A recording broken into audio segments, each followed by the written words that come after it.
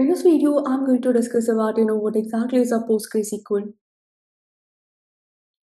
So we have so many relational databases in that we are picking the PostgreSQL because it's always called as a Postgres, which is an open source, easily available, free, and you have a lot of documents related to that. It's one of the relational database management system known for its reliability, performance, and advanced features. So it's widely used in web application, data analytics, enterprise systems, backend systems for startups as well as for large companies.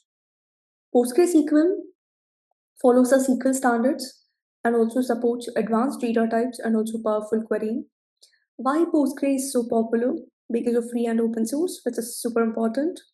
Highly reliable, which follows an asset complaint. Handle large scale data. It has advanced SQL features and used by companies like Netflix, Uber, Instagram. So for all these reasons, the Postgres has become really popular.